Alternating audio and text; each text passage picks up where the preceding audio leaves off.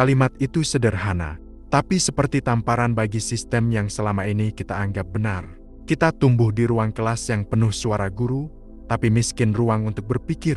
Diajar untuk mencatat, bukan untuk memahami, untuk menjawab, bukan untuk bertanya. Dan tanpa sadar, kita menjadi generasi yang pandai meniru, tapi canggung berpikir sendiri.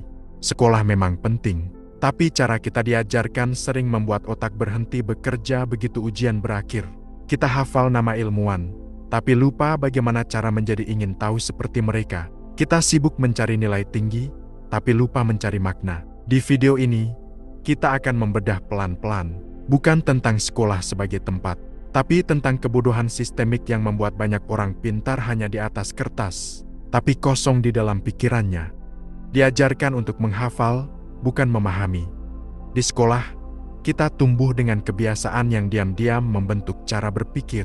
Semakin banyak yang kita hafal, semakin kita dianggap pintar. Padahal, hafalan hanyalah rekaman dari suara orang lain, bukan hasil dari dialog dengan diri sendiri.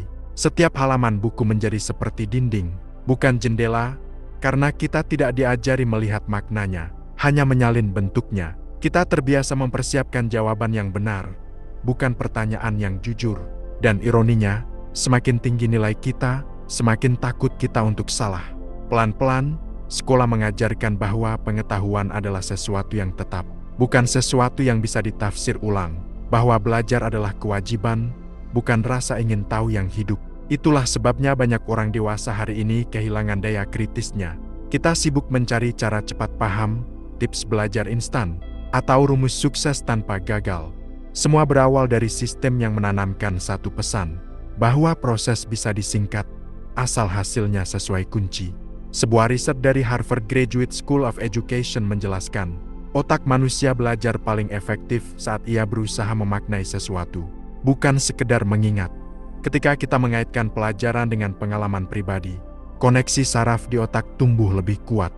Artinya, memahami bukan soal banyaknya informasi yang diserap, tapi kedalaman makna yang ditanam. Karena menghafal hanyalah menyalin pengetahuan orang lain.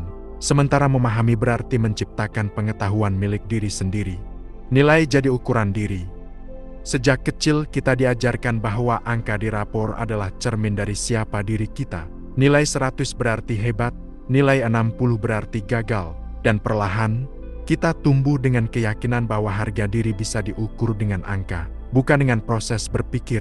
Sistem membuat kita lebih takut pada nilai rendah daripada kehilangan rasa ingin tahu. Padahal, tidak ada rumus yang bisa menilai keberanian untuk mencoba, atau kejujuran dalam berpikir, yang tidak terlihat di kertas. Seringkali justru yang paling penting bagi tumbuhnya manusia. Penelitian dari University of Michigan pernah menemukan bahwa siswa yang terobsesi pada nilai cenderung mengalami stres lebih tinggi dan kehilangan motivasi belajar jangka panjang. Mereka belajar untuk mendapatkan pengakuan, bukan pengetahuan. Dan ketika pengakuan itu hilang, semangatnya ikut mati. Di dunia nyata, nilai rapor tidak lagi berarti apa-apa, tapi jejak mentalnya tetap tertinggal. Kita masih membandingkan diri dengan standar orang lain. Seperti dulu membandingkan angka di kertas ujian. Kita mengejar validasi dari luar, seolah-olah kehidupan pun punya guru yang akan menuliskan nilai akhir di buku besar alam semesta. Di titik itu, pendidikan berhenti menjadi perjalanan menuju pemahaman, dan berubah menjadi perlombaan untuk terlihat cukup pintar. Takut salah, takut gagal. Sejak hari pertama di sekolah, kita sudah belajar satu pelajaran yang tidak pernah tertulis di buku pelajaran, bahwa kesalahan adalah sesuatu yang harus dihindari. Kita diberi nilai merah, diberi tanda silang besar di kertas ujian, lalu tumbuh dengan rasa takut terhadap kegagalan, seolah salah berarti bodoh, dan bodoh berarti tidak layak didengar. Padahal, di dunia nyata, hampir semua hal besar lahir dari kegagalan yang panjang. Thomas Edison butuh ribuan percobaan untuk menemukan bola lampu. J.K. Rowling ditolak lebih dari 10 penerbit sebelum kisah Harry Potter dikenal seluruh dunia. Dan di sisi lain, jutaan orang berhenti mencoba, bukan karena tidak mampu, tapi karena pernah ditertawakan saat salah menjawab di kelas. Rasa takut itu membentuk pola pikir yang kaku. Kita mulai mencari aman, mengikuti jalur yang sudah ditentukan, dan menolak risiko. Kita belajar untuk tidak salah, bukan untuk menjadi benar. Akibatnya, banyak orang dewasa yang tampak bijak, tapi sebenarnya hanya pandai menghindar dari ketidakpastian. Menurut Stanford University's Learning Lab, otak manusia justru berkembang paling kuat saat menghadapi kesalahan. Saat kita gagal, otak memicu aktivitas di area yang disebut anterior cingulate cortex, yang berfungsi untuk menyesuaikan strategi dan memperdalam pemahaman. Artinya, kesalahan bukan bukti kebodohan, tapi mekanisme alami agar kita menjadi lebih cerdas. Namun sayangnya, kita lebih sibuk menutupi kesalahan daripada belajar darinya. Dan disitulah pendidikan kehilangan rohnya, ketika keberanian digantikan oleh ketakutan untuk terlihat salah. Semua jawaban sudah ditetapkan. Sebuah riset dari OECD Education Review pernah menyoroti hal sederhana tapi mendalam. Sebagian besar siswa di dunia tidak terbiasa bertanya mengapa. Mereka hanya diajarkan menjawab apa. Dan mungkin disitulah akar dari kebekuan berpikir kita dimulai. Sejak kecil, kita terbiasa hidup dalam sistem di mana setiap pertanyaan sudah punya kunci jawaban. Tugas kita bukan mencari makna, tapi menyesuaikan diri dengan format. Guru bertanya bukan untuk menantang logika, tapi untuk menguji hafalan. Pelajaran berjalan satu arah, dari papan tulis ke buku catatan, dari mulut guru ke tangan murid, tanpa ruang bagi dialog. Pelan-pelan, kita tumbuh dengan keyakinan bahwa dunia juga seperti itu. Bahwa segala hal pasti punya jawaban yang benar, dan tugas kita hanya menemukannya. Padahal kehidupan jauh lebih luas dari itu. Tidak semua pertanyaan bisa dijawab, dan tidak semua jawaban harus sama. Ketika semua jawaban sudah ditetapkan, manusia kehilangan kemampuan untuk berpikir liar. Ia berhenti menafsir, berhenti meragukan, berhenti mencari sudut pandang baru.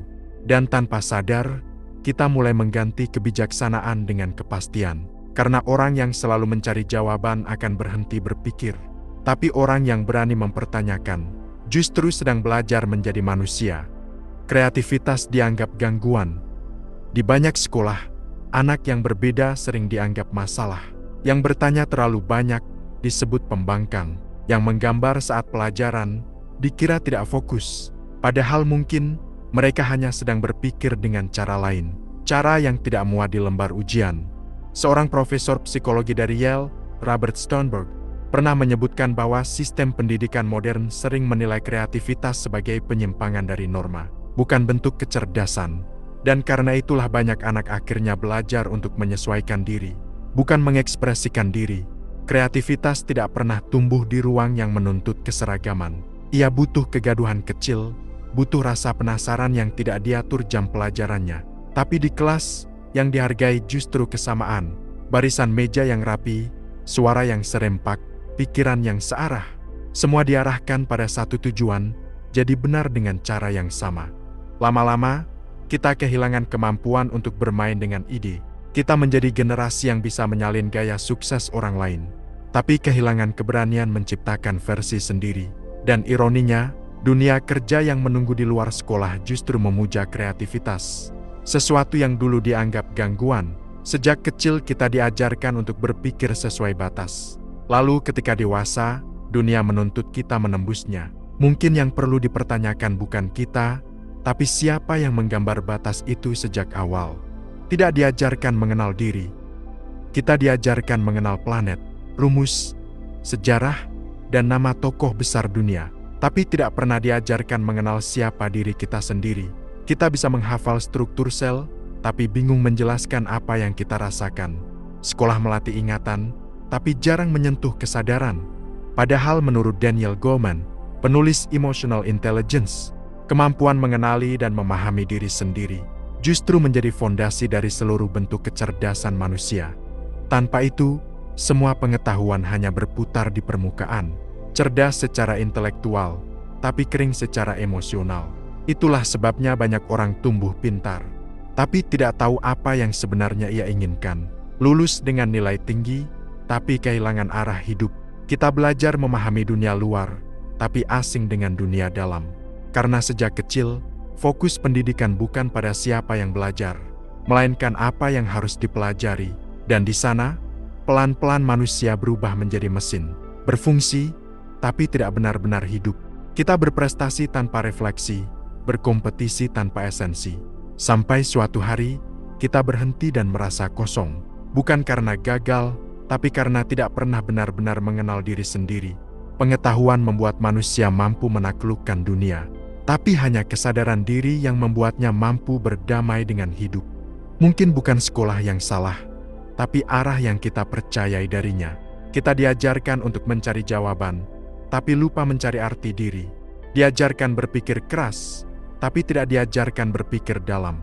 Pendidikan sejati bukan tentang menghafal dunia luar, tapi memahami dunia di dalam diri. Ia tidak mengajarkan siapa yang paling pintar, tapi siapa yang paling sadar. Dan kesadaran itu tidak datang dari ruang kelas. Ia lahir dari keberanian untuk mempertanyakan, merenung, dan memperbaiki diri. Jadi mungkin, tugas kita hari ini bukan menyalahkan sistem, tapi melanjutkan pelajaran yang belum selesai. Belajar menjadi manusia yang berpikir dengan hati, bukan hanya dengan kepala. Karena di akhir segalanya, nilai tertinggi bukan pada ijazah, tapi pada kemampuan untuk tetap bertumbuh, bahkan setelah lonceng berhenti berbunyi. Jika kamu merasa video ini membuka sedikit ruang untuk berpikir ulang, bantu channel ini tumbuh dengan cara paling sederhana. Tekan subscribe, like, dan tulis pandanganmu di kolom komentar, agar algoritma tahu bahwa masih ada orang yang memilih berpikir lebih dalam, bukan hanya lebih cepat.